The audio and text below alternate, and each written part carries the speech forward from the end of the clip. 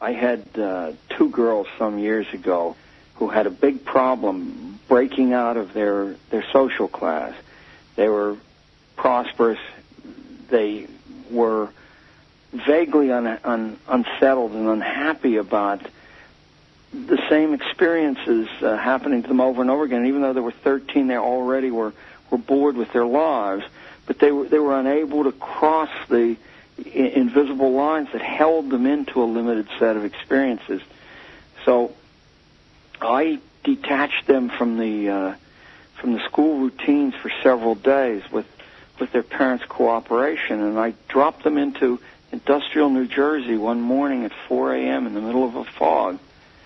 Two 13-year-old girls, and I had arranged for a long-distance truck driver who was on his way to North Carolina to let them ride in a cab with him to get down and watch him unload his load or detach his load, pick something else, and turn around and come back. I think it was a one-day turnaround, but it started at 4 in the morning, so I dropped them off. They were alone with the problem first of what if he didn't come to pick them up?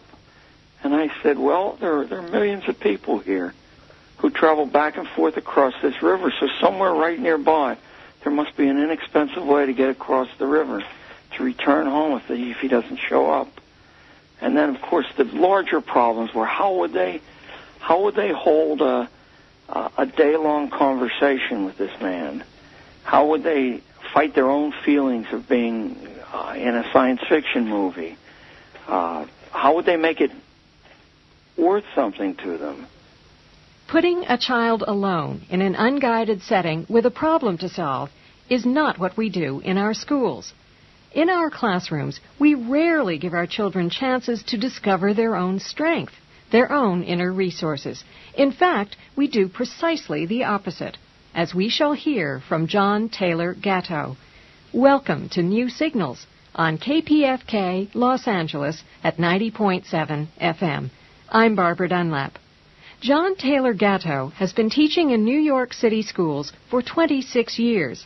Over these years, he has won the trust of his students, the resistance of many school administrators, and finally the acknowledgement of various political forces that what he has to say merits hearing. On January 31st, 1990, as John Taylor Gatto accepted their award as New York City Teacher of the Year, New York State legislators listened. At the least, it must have been confronting. Gatto tossed no bouquets of roses to the nation's culture or its school system. Let me share with you some of what Gatto said. He is speaking to all of us. We live in a time of great school crisis. We rank at the bottom of 19 industrial nations in reading, writing, and arithmetic. At the very bottom. Our teenage suicide rate is the highest in the world. And suicidal kids are rich kids for the most part, not the poor.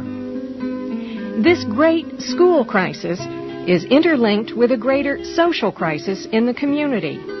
Children and old people are penned up and locked away from the business of the world to a degree without precedent. Nobody talks to them anymore.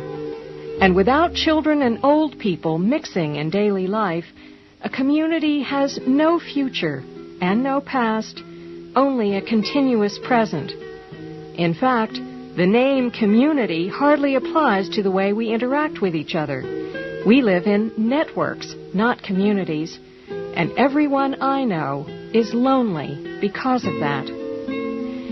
School is a major actor in this tragedy, as it is a major actor in the widening gulf among social classes.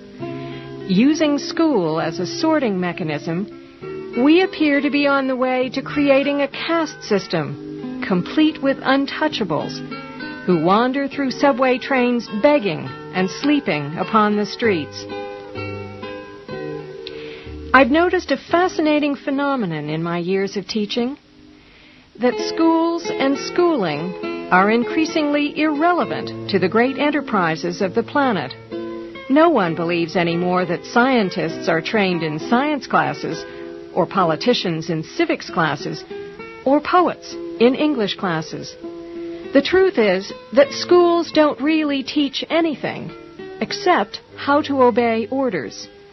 It's not the fault of bad teachers or too little money spent. It's just impossible for education and schooling ever to be the same thing. Schools were designed by Horace Mann and by Sears and Harper of the University of Chicago and Thorndike of Columbia Teachers College and some others to be instruments of the scientific management of a mass population. Schools are intended to produce, through the application of formulae, human beings whose behavior can be predicted and controlled. Because community life, which protects the dependent and weak, is dead, and only networks remain, the only successful people in our national order are independent, self-reliant, confident, and individualistic. Well-schooled people are irrelevant. They can sell film and razor blades, push paper and talk on telephones, or sit mindlessly before a flickering computer terminal. But as human beings, they are useless. Useless to others and useless to themselves.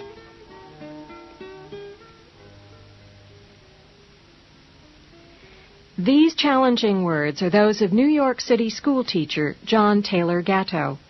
His outspoken critique of schooling comes to you over listener-sponsored KPFK Los Angeles. Stay tuned at 90.7 FM. Remember the two well-heeled 13-year-old girls Gatto sent off on a long haul with a trucker to broaden their horizons? What happened to the girls in the with the trucker in New Jersey? They had just a sensational time. These girls, recognizing suddenly that they weren't limited by their social class or their attitudes, and that there was a big, vast, and fascinating world out there to learn about, began to generate their own tours of that world. And so these girls played a central role in offering their schoolmates real-life adventures as an antidote to schooling's force-fed abstractions. Gatto says, "It is absurd and anti-life to be part of a system that compels you to sit in confinement with people of exactly the same age and social class. That system effectively cuts you off from the immense diversity of life. It is absurd and anti-life to move from cell to cell at the sound of a gong for every day of your natural youth in an institution that allows you no privacy and even follows you into the sanctuary of your home, demanding that you do its homework. How will they learn to read, you say? And my answer is, when children are given whole lives instead of age-graded ones in cell blocks, they learn to read, write, and do arithmetic with ease, if those things make sense in the kind of life that unfolds around them. But keep in mind," Gatto adds, "in the United States, almost nobody who reads, writes, or does arithmetic gets much respect. We are a land of talkers. We pay talkers the most and admire talkers the most.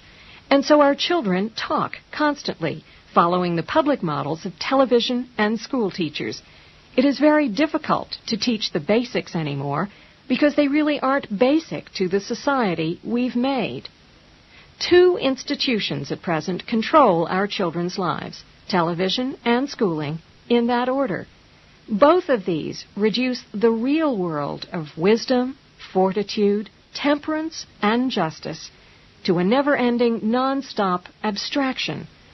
In centuries past, the time of a child and adolescent would be occupied in real work, real charity, real adventures, and the realistic search for mentors who might teach what you really wanted to learn. A great deal of time was spent in community pursuits, practicing affection, learning how to make a home, and dozens of other tasks necessary to become a whole man or woman. If you want people to specialize, if you want your typist to only type and your janitor to only dump wastebaskets, you really have to breed a new type of person that never existed before.